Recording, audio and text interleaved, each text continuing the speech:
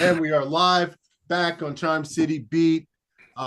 Ravens picked up an awesome win against Cincinnati this past weekend they are preparing to take on the Washington Commanders, in which should be probably the first relevant Battle of the Beltway game in God knows how long. But yeah, we're back. We took a little bit of a break, a little delay to get the recap out. So we're going to start with that. Let's talk about Cincy. Holy fuck. Is that the game of the year, boys? Game of the fucking year. Jeez, this might be probably the best Ravens game just in terms of cinema, drama, just action, every fucking thing. It had it all. The best game since the Super Bowl in 2012. Book it. Yeah, I'd argue that, yeah. I went in that game at 34, and I think I came out at 50. Oh, 100%. I'm not going to make it through the season, guys. It's not. This ain't going to work. It didn't seem like it was going to go that way at halftime. I was like, we're sitting pretty. I feel like we had the game in control, and then Harbaugh's controversial calling of the clock down the stretch there gave the Bengals the chance to get within 3. They took the lead, actually, on that nonsense. And we are live. Yeah. I mean, typical of Harbaugh. Okay. Once again, as I pointed out, they only used 2 of their 3 timeouts to score that touchdown anyway. So it's not like if they called a timeout, it would have mattered. We couldn't stop the shit for 10 third downs. Not anything. No. There was no reason they should. There was a complete breakdown of coverage.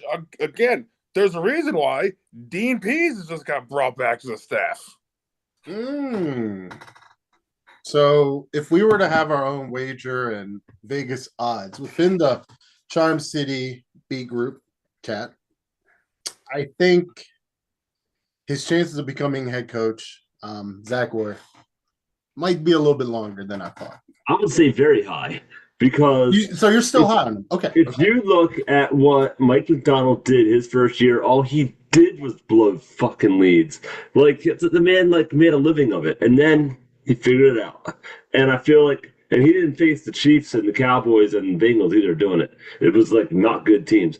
He was the reason they blew the game against the Giants down the stretch. And so I just feel like he figured it out, and the guys figured out his system. But he also had, and I saw this today, and it was funny that they hired Dean Pease because he equally had people he could lean on that had been here before, and it helped him. It's kind of a consigliere type of deal. And so I feel like Zach Orr is in a good place. I just feel like he's trying to figure it out still, and he should get the benefit of the doubt. It's only been 4 weeks, 5 weeks of this, and we've seen flashes where the first half of the Cowboys game, the entire Bills game, I would say most of the Chiefs game. And honestly, I think the Bengals are playing at such a level right now offensively that it doesn't matter because Joe Burrow and Chase and Higgins are on a different planet, honestly. And I think we'll see it again this week with them. Yo, I'm going to be real with you. Like you said, they are on a different planet, just skill-wise. Probably one of the scariest wide receiver cores in the NFL. Just absolute, just massive amounts of talent. But again, what credit is that to the defense? They held them. I mean, sure, the game got up there, but Marlon Humphrey got that interception. Kyle Hamilton was able to get pressure. I mean, held is a strong word. As someone who benefited from T. Higgins not being held, yeah, he wasn't held. They survived. As I said, it seems like a ritual for defensive coordinators of the Ravens to just be torched by Jamar Chase and T. Higgins in their first game against them. And when I was watching that game, I was like, I think I've seen this before. Yeah. I don't know. I think it is, on the other side of the ball, I think one of the bright sides to me is they stuffed the run early. So we had to turn to the pass, and holy shit. Blow for blow, quarterback versus quarterback. I want Lamar Jackson all day, every day. No question. He didn't have Jamar Chase and Higgins to throw to. He had a bunch of, tight ends. He had Zay Flowers, but Zay Flowers. I was about to say, put respect on Zay. He's not Jamar Chase though, and he's not blowing the top off coverages and making one-handed grabs like Higgins was, and he definitely didn't have a number 2 receiver like Higgins. Bateman is nice, but it's just not the same consistency. And to me, like, it's kind of telling that Lamar Jackson matched Burrow throw for throw, play for play, big play for big play anyway. Yeah. And he did it in his own style, running around, making people miss, stiff arming, spinning, jumping, running, or flying, whatever he does. Fumbling, picking the ball up. Yeah, let's talk about that. We got play of the year. Play of drop the ball up, get off. I said get off, and then after the play, he throws touchdown. The guy drops to his knees, like what the?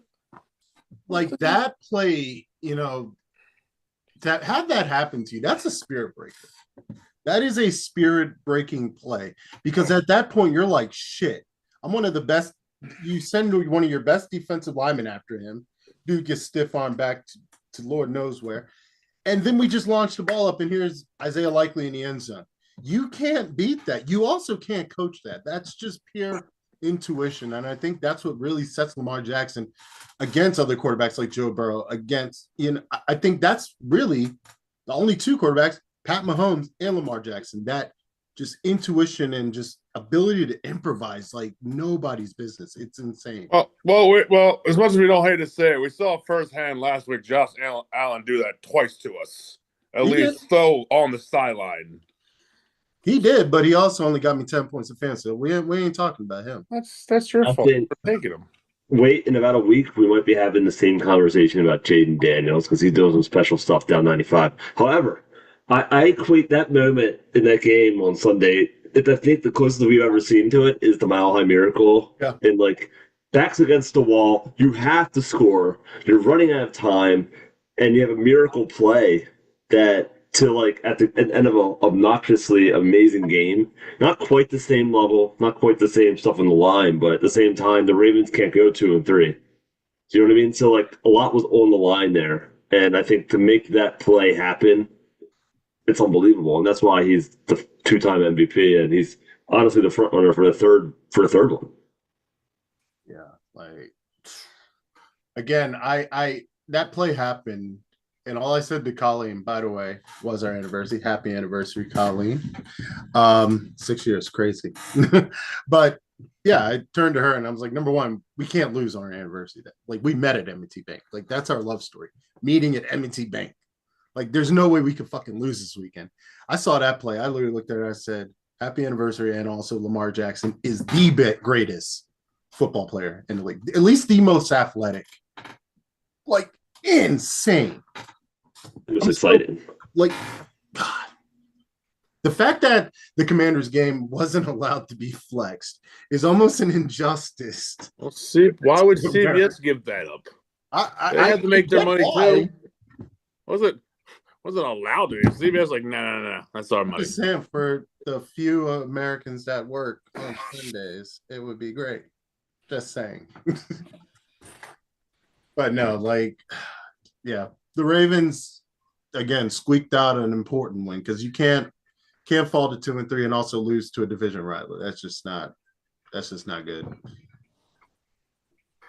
No, I don't know how much we've talked about this, but like just the way overtime unfolded too, leading up to it, to get a 56-yard field goal from Justin Tucker when he was the only player in the NFL not to take a 50-yard field goal, and he was also the most accurate in NFL history coming into this season, really. So if he got that monkey off his back, that's a whole other conversation because I was ready to put him down 2 weeks ago.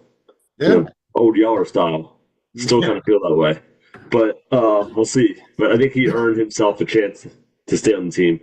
But then for Lamar Jackson to fumble it, and then the Ravens to get their luck also to go their way, and then to capitalize. I mean, that's incredible. Yeah. No lie. Just absolutely insane. And again, you talk about Justin Tucker, because when he went up the kick, I shit myself a little. I'm not gonna lie. I was like, fuck, there's no way this is going to work. And then it went left, and I was like, oh, for God's sakes. Then it was like, when that bitch went left, oh my God. I was like, are you kidding? Unbelievable kick. Bitch came back like a curveball. I'm like, wow. MLB. Where does that kick sit in his all-time career kicks? Just given the magnitude of the football game, the magnitude of where he is in his career, and just the sheer distance and all that stuff. I mean, it was essentially a game winner in the fact that he don't make that, we're not winning the football game. Period. And a story. I'm high on it. I thought the game against Detroit when he kicked like what was it like their longest field goal in shit like that. Nothing's gonna top that. I mean, I don't know. I don't fucking know. I just saw a man kick a curveball. I've never seen this shit. He had the go-ahead kick in the Super Bowl. He had the game winner in overtime against the Broncos. Mm-hmm. He had the driving field goal through the rain to beat, at the time, the 49ers, who I think were the best team in football in 2019. He kicked that game winner against the Patriots that kind of just went over the upright in week 4 of the 2012 season. A year after Cundiff missed his against the Patriots in the same stadium. Like, he's had a bunch of iconic kicks. But to your point, I think this one is just, given the fact that it's, half the country's ready to put him down, and for him to come out and knowing the pressures there, knowing everyone's talking, and internally they didn't say anything. The Ravens are whispering. They had that conversation. So that's wild to me. Yeah. No. Like redemption song if I ever heard one. Again, I think Jordan's first. Jordan, there we go. Yeah, Jordan. I'm sorry. A little bit. Oh, that backwoods Wi-Fi out there. God dang. I don't know what the last thing I said, but Justin Tucker's awesome. Yeah, we heard the audio, but no, Justin Tucker is literally the greatest of all time. And you know what? I'm gonna take ownership of this. We owe him a collective apology. Yes, we do. I think again the word that's you two. Yeah, all right. That's you two. I'm pretty sure I have a number 9 jersey in my house. I'm surprised you're not wearing it. I can't. What? I'm sorry. Did we win in this jersey? You not know how I work? That's true. I was very wary to wear my Flacco jersey to the Bills game. I hear you. That's good. Speaking of Flacco, before we get down to DC, Flacco, what the fuck? Dude still got, what is he, like 40? Crazy. It's unreal. He took down the Steelers last weekend, who then lost again this week. So now we have pulled up alongside them in the standings. But then turn around and do what he did this past week. It's just unbelievable. What he found the fountain of youth, because I think he never was going to be able to do that kind of play in Baltimore. I just think he just wasn't. His mind wasn't there. He just wasn't in a good place, and I think he had to really figure out his life and how the NFL needs to play. I think he adapted to the NFL instead of making the NFL adapt to him. I think that's been the biggest thing. Yeah, I mean, again, he's the prototypical classic, probably the last of the pocket quarterbacks, the true pocket passers, Joe Flacco, and he's still out there slinging it to dudes like half his fucking age. Like it's admirable. It's incredible. Joe should take notes. Huh? I said Aaron Rodgers should take notes on how to be this good. Because Aaron Rodgers got a man fired. It's quiet as his cap. Yeah. He got a man fired. Oh my gosh! But moving on to Sunday, we've been talking a little bit about it over the last few minutes. But yeah, Commanders coming up to Baltimore. A DMV invasion, the War of the Beltways, 695, 495. Who you got? Absolutely, I'm impressed by him. I'm not gonna lie. Yeah, I mean they're 4-1. I don't think anyone kind of saw this coming, but they're obviously doing it because of the quarterback they drafted 2 overall over Caleb Williams, Jaden Williams, and I feel like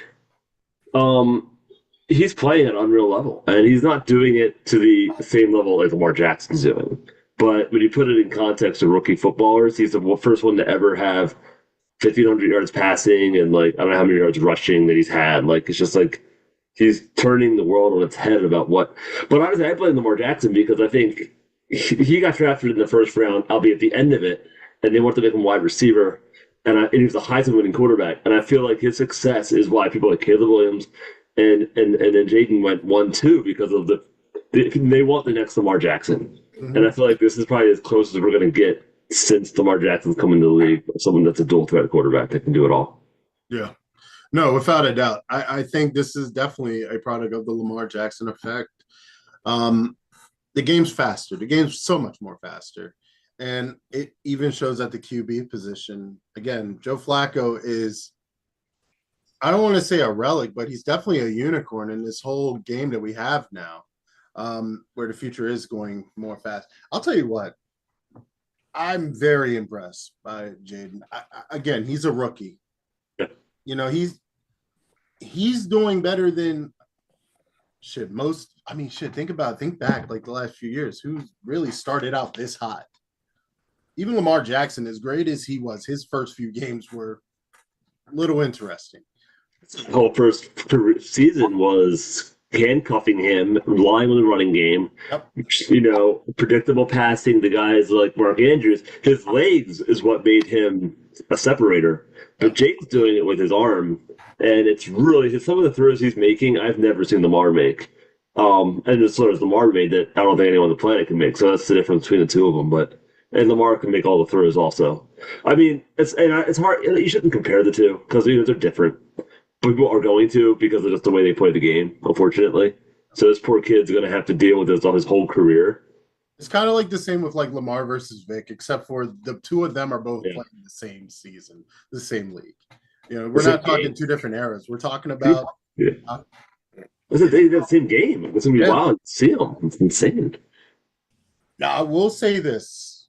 Again, as exciting as watching his offense has been, I don't personally know a lot about their defense. I do know what Lamar Jackson does to NFC defenses, though. So that's what really gives me solace when you look at a record like 4-1 with a rookie quarterback. I've seen what our defense does to rookie quarterbacks. This might be a humbling game. I don't know. Rookie quarterbacks come into the bank. Yeah. It doesn't go well. I saw some tweet. I saw a tweet. Somebody said, I hope the Ravens treat him better than they did RG3. I think the thing here is that the Ravens, as bad as they looked this past week against the Bengals, I do think they're going to throw looks at him that he's never seen before. Yeah. And the secondary is going to throw looks at him he's never seen before. And I do think they got Dean Pease just in time for this kind of a game. And I do wonder, I think there's going to be some mistakes by the rookie quarterback, just as going to be. And the mistakes that Joe Burrow barely almost got away with, because like there was plays where they got tipped. Roquan had a pick. Like I think it'll be easier for the turnovers to happen in this game. He's going to want to and if the Ravens go up big because the Commanders can't stop the run or something, which is very possible. They got to stop Derrick Henry and Lamar Jackson. It's can he win a football game from behind? It's the same narrative that Lamar Jackson's had almost his entire career. Let's see it. Let's see him take this next step in his career. Can he lead his team from behind? Because the Ravens like to go up early on these teams. Let's hope we can get it started early. I mean, you did bring up the X factor, in my opinion. Derrick Henry. God, he's worth every freaking penny. He's worth every fucking penny. And the man's still playing like he's in his 20s. I mean, fuck, extend him now. What do we have to lose? Like, geez, man. It's like he broke out that one big run at the end of the game, and it was just like unstoppable. I would literally hate running up against him. He's absolutely terrifying. Because it's funny, it doesn't look fast, but it is absolutely incredibly fast how fast he's moving. He's just so big. He was pulling away from the three fastest players on the field for the Bills last week, and like they point out, they had angles on him, and he pulled away. Done from the normally, like they said, the faster players on the field on defense. Whole V8 engine, crazy. I said he was pulling away from the Bengals players. He was about. I thought I was about to walk it off. I was like, please, just walk it off. This would be nice. Yeah, do it. End it. This would be fun. What was wild to me is that the Bengals were committed to stacking the box, 8 in the box, and Lamar Jackson was like, fine, enjoy that. Here's 350 yards passing and 4 touchdowns. I'll hit 3 different tight ends, all the wide receivers. I'll throw it in the flat to Henry. I'll run when you guys turn your back on me. Like, I think that was, to me, Lamar Jackson's greatest performance as a passing quarterback because he showed he can do it when the run's taken away. Yeah. And I feel like, to me, that's the first time I've seen that. Like, the playoffs last year, the Chiefs were committed to stacking the box, and to be able to bounce back like this is incredible. Yeah, I mean that has been another narrative of Lamar. He cannot do anything. You stack the box. I mean, what did the Dolphins in one game play cover zero like the whole game, and I was like, No, now Lamar's like, oh, okay. Like, He wants like, it. like you said, you got Flowers, and then like Caller pointed out, everyone forgets about the fat white tight end running at the seam. Yeah. No, I mean, I wouldn't call him fat, but yeah. He said that. I'm quoting him. Oh. This is what he said. As they even mentioned in the broadcast, Really he's known more for the blocking. That's why he's been playing more, because he blocks. Yeah. That's why it's been him, Likely, and Ricard, because they block. You know what they say? Versatility will get you playing time. So what concerns you guys about this game as a Ravens fan? Anything? I think what concerns me the most, and it's not even, I don't even think it will be a non-factor, but it's just in the back of my head, just how close this game is, how many DC fans are going to pack the bank. Yep. Like that really does concern me, because we've seen it before where Ravens fans sadly don't show up sometimes. I don't think this, I don't know. I think it's going to be a lot more Commanders fans than we probably expect. We'll say, given how good the Commanders are, and this game had a lot of like threatening the flex, I do think the Ravens come out in a little better than maybe they would have otherwise. Yeah. No, I agree. Yeah. I don't know if those Commander fans want to go there. We're going to pour a couple about $1,100 a ticket for some spots. Yeah, they're stupid crazy high right now. A lot of them were behind. The two that my friend pointed out to me were behind the Commanders bench, which they always get filled with the visiting fans. There was a bunch of Bills fans there last week, and club level. My seats were going for like $250, $300 maybe. Damn, that's a little over face. Hey, I mean, but no, I think people. That's the weather should be nice. I think the Raven fans will show up. Yeah, but you also got that DC money though. That DC money ain't gonna have a problem spending it. You literally have like one of the richest counties in America, like surrounding them. They that's why the tickets are high. They know where the money's at, and that's what worries me, because the money's not always in Baltimore. So I guess here's my other question: what do the Ravens need to do to win, and then what will they have to do? What's the reason why they'll lose?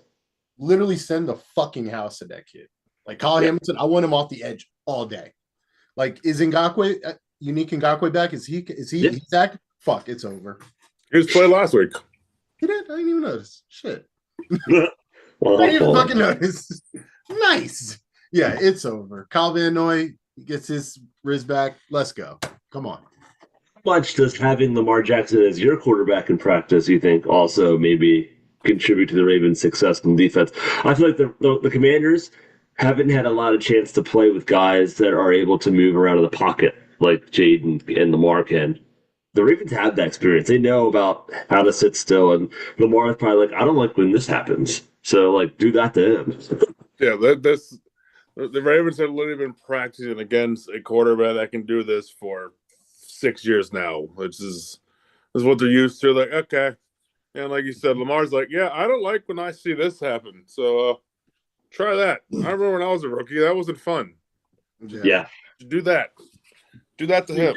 I'm trying to think of like their receiving threats. I know Terry McLaurin. They've got some nice ones. And they have Eckler at the backfield. And that's still weird to see. The Ravens have the number one run defense in the NFL by quite a bit right now.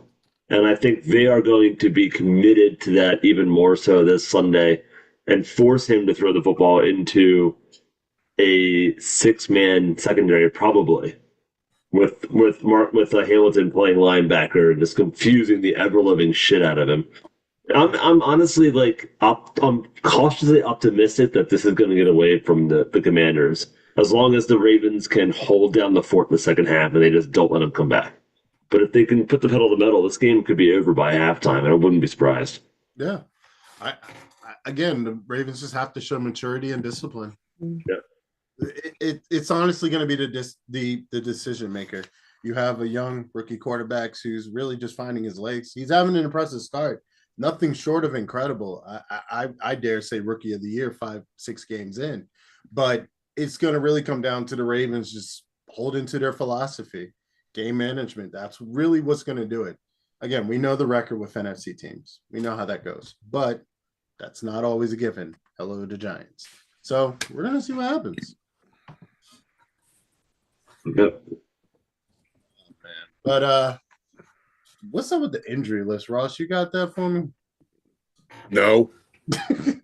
It's a long one while you look it up. I know, like, Marlon Humphrey didn't practice today. Crazy. And I feel like they rested a lot of guys.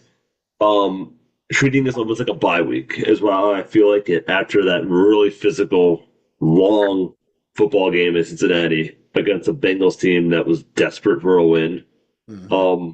And we got out of a Lions cage alive, essentially, a Titans game. Like, we had no right winning that football game the way it was going down the stretch. And so to come out with a win, I think everyone's happy. And I think Harbaugh was content with just having a easier than usual practice, given the fact that the Ravens, I think, have been going hard the last few practices because of the way they started the season. Plus, there's no point to look at Wednesday. It's the first day of practice. That's why preview should not be done until at least Thursday or Friday. And the Commanders are coming. Like, I saw the Commanders list. They were pretty elite too, but once again, like you said, it's Wednesday. There were a lot of people on here who could just be that day. You're paying up a little bit. Stanley was on there, but yet Stanley played the whole game. Speaking of Stanley, though, a little side talk. Yeah, Stanley. Okay, this is what healthy Stanley looks like. This is what we're here for. I'm loving it. I think he's really just giving it his all. He's really earning his paycheck. Absolutely needed, given the rest of the offensive line's woes. Like, they chose to go young mostly because they had to pay Lamar. I think they chose to make the cuts at the O-line, knowing that they could draft them, groom them, get guys like Voorhees in the 7th round. Like, to me, that's the way they wanted to build this O-line, and so they knew they were going to take their lumps early. So to get the play out of Linderbaum and Stanley that they're doing, I think it's night and day. I think they kind of knew the beginning of the year was going to be a shit show, which is why we saw what happened in the Kansas City game, and even Oakland, like, unable to stop. I think if we replayed Kansas City today, we'd beat the piss out of them. No question. I think our team found how to play football. Like, they needed to learn how to play Derrick Henry. Lamar Jackson had to play football for the first time all year because he just didn't have preseason. The O-line had to gel. I don't the defensive coordinator. Like, there was so much wrong with this football team. So, I mean, I think now we're going on the speed that we like. Yeah, I'm gonna be perfectly honest with you. Like, talking about Kansas City, though, like, Pat Mahomes isn't even like in the top 5 power rankings for quarterback right now, which is wild to me to see that. Like, really crazy. It's got like 6 interceptions. Huh? Got like 6 interceptions. But it's still crazy to me that, again, the NFL the last fucking 7-8 years, you know what it's been like. How much do you think it's them knowing that they can literally go 50 miles an hour and still go to the Super Bowl? Like, I have all the trust in the world that when the lights turn bright and Taylor Swift fucking shows up, Travis Kelce's going to find its fountain of youth, and Pat Mahomes is going to become Pat Mahomes. That's already happened. Would not be surprised, because now they can coast to an AFC West championship, given that fucking division, and most likely get the first round. I don't know. I wouldn't necessarily sleep on Denver. I would. To win the division, I would. To win a division? Nah, bro. That ain't happening. I think they can make the playoffs. Every team in the NFL makes the playoffs pretty much, except the Bengals, who might actually still make it if you look at their schedule. And the Browns are absolutely shit terrible, so. Yeah, it's not good. Ugh. Again, I think at the end of it, it's crazy how, like, we're almost transitioning back where the division just comes down to the Ravens or the Steelers, because the Steelers, they're just putting along somehow. I mean, they took the L, but they're still right there with us. They could be 5-0 so easily. Could be. They also could be 0-5 so easily. You're not wrong, Ross. You're not wrong.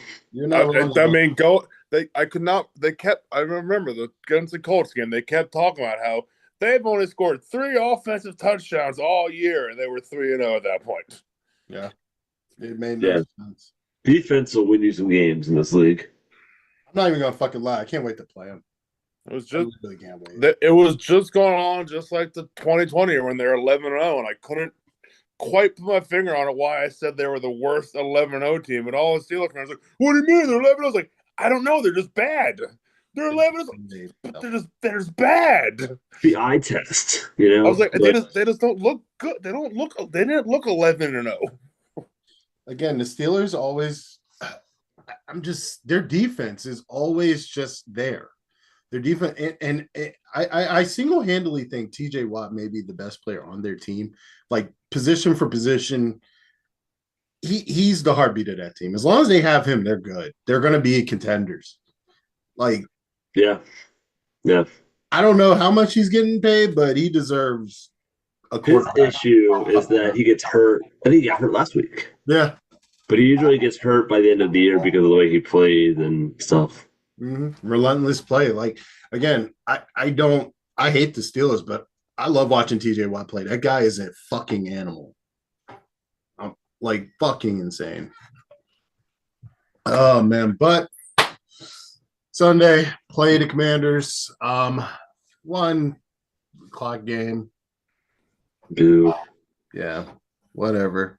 Maybe one day. Maybe the Super Bowl. Maybe one. I'm just pretty. They're not going to have problem. They're definitely weren't going to let Ravens have Sunday night back to back. Petty. Well, like I said, CBS needs to make money, so they'll probably be. I don't know who the main 1 o'clock. Sonny Romo, Jim Nantz, like 100%. They got it. Will they put them at 1 o'clock though? I hate Romo. Yeah, they would. They've done it before. Yeah, you're right. Well, I would say this: DC, you got the DC affiliate and Baltimore affiliates both playing the same game. That's going to be crazy. They don't want the DMV to not. A lot of people will be tuning into this football game and CBS all money signs. Yeah. So we have Giants Bengals on Sunday night. Mm-hmm. Ew. What? Mm-hmm. I want to fucking watch that. Well, I don't know. We're going to give out the game ball. It's a no-brainer for me. Lamar fucking Jackson. Let's go. What? Yeah. Lamar Jackson, game ball to him.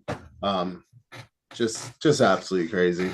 Just goes insane week in, week out. He's playing literally the top of the game. I think Lamar Jackson is right now playing the best football he's played. Yep. He's literally reaching a new level that I didn't even think he could get to. This is crazy. Like you said, if we were playing week 1 against the Chiefs, game. We're 5-0, 6-0, whatever. Yeah. Like I that may lead to an argument that we're not going to get into again. Maybe them playing more preseason to get that rust off, but damn, dude's playing unreal. I mean, if you would have told me that Joe Burrow would throw for 350 yards and 5 touchdowns and somehow Lamar Jackson would outduel him through the air, I'd be like, shut your fucking mouth right now. But he went out and popped off for 26 throws for 48 yards, 4 touchdowns, 60 yards rushing to boot, because that's it, why not? Like, that's the thing that makes him different than everyone else, that he's also putting up running back stats. He's top 10 in the NFL in rushing and top 5 in the NFL in passing. Like, what? Like, what the? Like, he's like a created Madden player to me. Like, he's not even, like, real. Like, again, the shit he does is just not human. We are blessed. We are blessed as a fan base. We need to appreciate him more. Talking to a few people I know that like the running off on Facebook. And he got a roughing the passer call. He did. On a one of That's those recognition. That's recognition. They know what's up now. Oh man, but no. Any last words?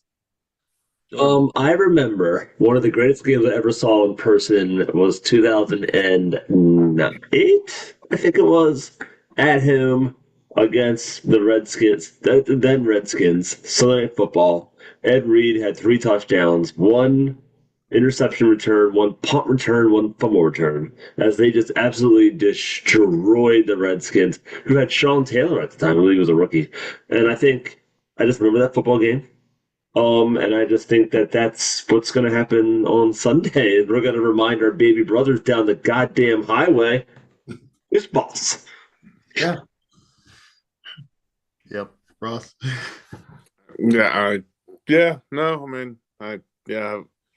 once again, I don't do this. It never works out well when I Yeah, shut your mouth. Yeah, keep it quiet. You good. You good. You good.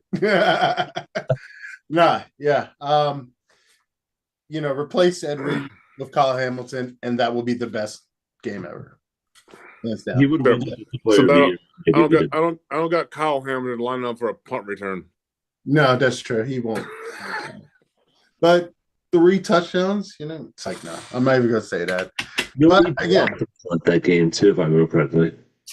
He did say I think he blocked the punt and returned it. Like it was he had 3 touchdowns, but I think one of them was a blocked punt return. God, That's stupid. Ed Reed. Oh man, but no, it's gonna be a pretty good game, and again, I think this sets the precedence to what could be a renewal of the rivalry. I mean, obviously, Ravens and Commanders, DC and Baltimore, the rivalry, you know what it is, but this is a renewal, I think, honestly. So I'm excited. I'm excited for this game. Excited to see what Jaden Daniels can or can't do. But as much as I like the kid, I hope he sucks this weekend. I do think we might be surprised by how good he is. Like we're gonna be like, okay, he's making throws. Yeah. We're still gonna be there with this defense. It's just a matter of can he do it consistently, which I don't think he's going to. We're gonna see. But that does it for our show. Ravens, Commanders, Battle of the Beltways, 695 versus 495. It's gonna be a great game. If you are able to go to the game, go. Do not sell your tickets. Just go. Pack the house, pack the bank. Don't forget to like and subscribe. Stay tuned. We will be recapping this game. Hopefully, we'll be at regular schedule on Sunday night where we do a live recap. Hopefully, we'll see. But yeah, take care and go Ravens.